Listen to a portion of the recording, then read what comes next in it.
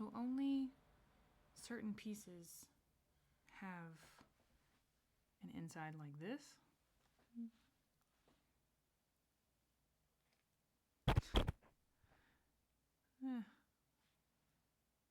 Really hard to see. Okay, there we go. That's better. And some have a piece that looks like this. So each piece allows itself to move in certain directions because of how it's locked into the base here.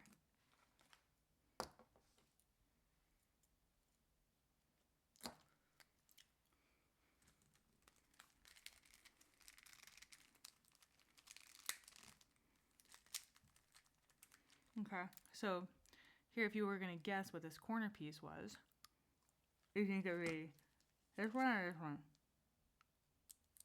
Let's find out. Oh, look at that. Now it's kind of starting to fall apart. We can really see the inside here. I feel dirty. All right. So there's a central structure. It's this blue part. And the bars sticking out around it are, well, you'll see.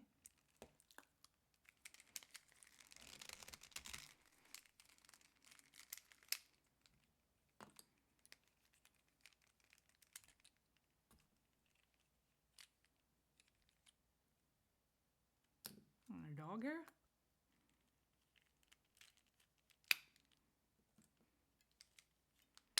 Oh, oops.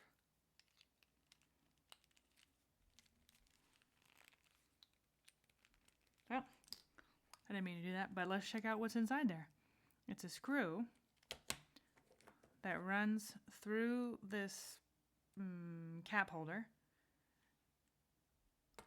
and connects to the blue motherboard mainframe.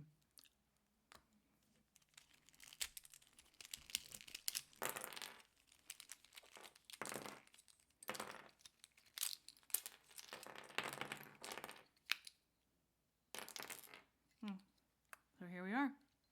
We're down to this 6-sided thing, basically. So let's keep breaking it down.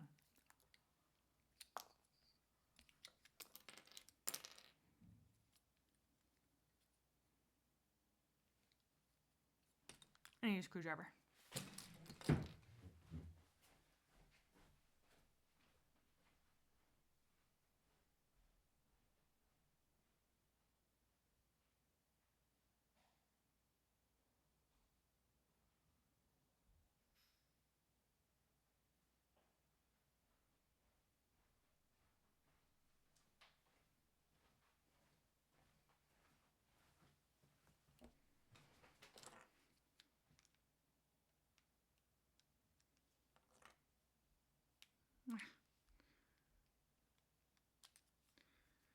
I should have got the small kit.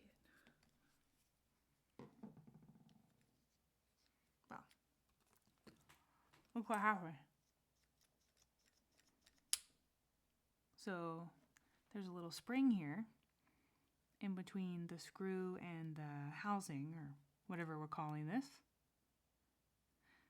And that allows it to slide along the shaft like that.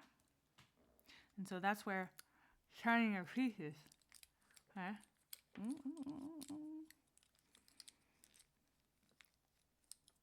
It allows space and some degrees of freedom for these pieces to move around, but not in every direction because, see, these are 4-sided.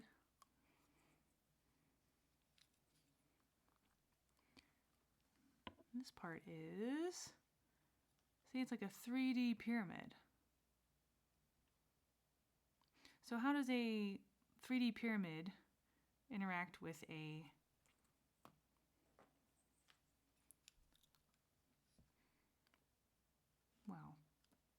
sort of 4D shape, but that is also connected to these shapes, which is bringing more degrees of freedom?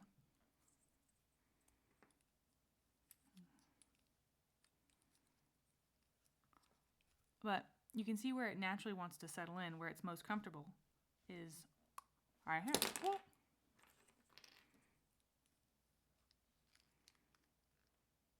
See, like on the edge of the cube. Whereas these pieces want to live here. So in the corners they're more unstable. And the center, they can only kind of wiggle.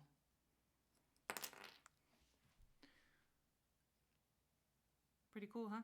So the key to understanding how to solve a Rubik's Cube is understanding in which ways can a piece move around, like a chessboard, but 3D? Maybe even 4D.